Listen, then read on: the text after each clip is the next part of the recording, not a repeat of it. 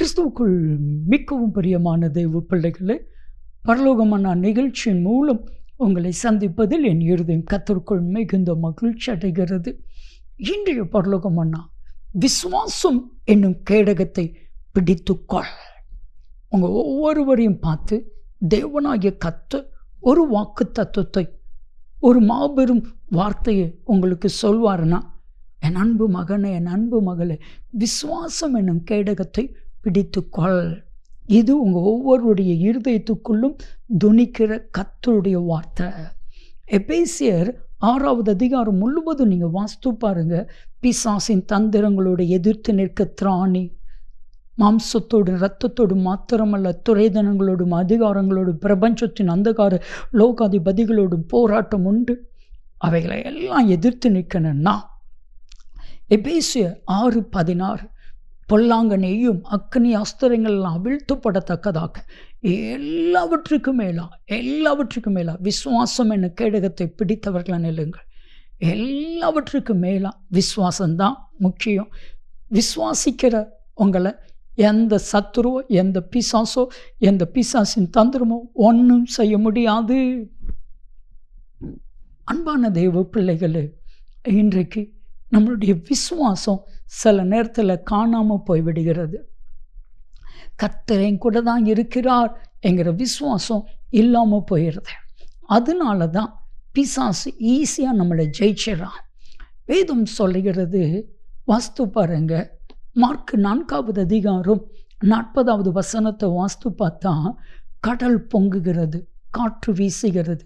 படகில் இருக்கிற சீசர்கள் எல்லாம் பயந்து இயேசுவை தட்டி எழுப்பி, ஐயரே, நாங்கள் மடிந்து போகிறோம், எங்களை குறித்து உமக்கு கவலை இல்லையா?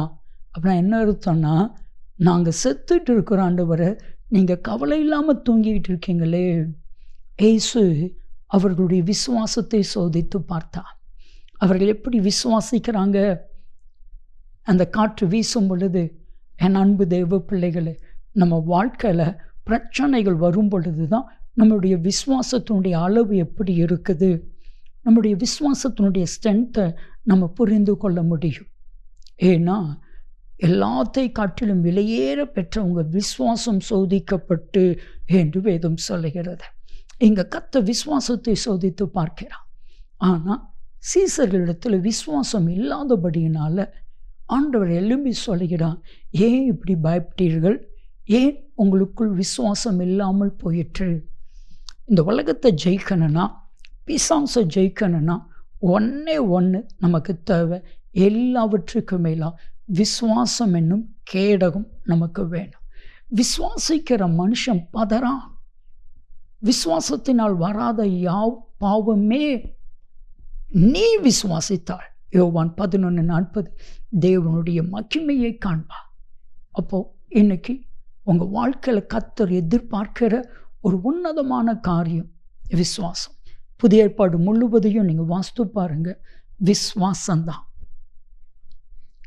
விசுவாசத்தினால், கிருபையினால், விசுவாசத்தை கொண்டு ரட்சிக்கப்பட்டீர்கள். விசுவாசம்தான் நம்மளை ரட்சித்தது. உன் விசுவாசம் உன்னை ரட்சித்தது.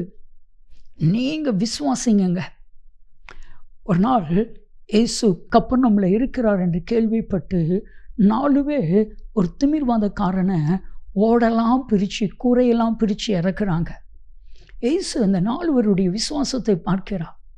இயேசு ரொம்ப சந்தோஷப்பட்டு, வேதம் சொல்லுகிறது மார்க் 2:5, அவர்கள் விசுவாசத்தை கண்டு திமிர்வாதக்காரனை நோக்கி, உன் பாவம் உனக்கு மன்னிக்கப்பட்டது என்றான். எந்திரிச்சிட்டான்.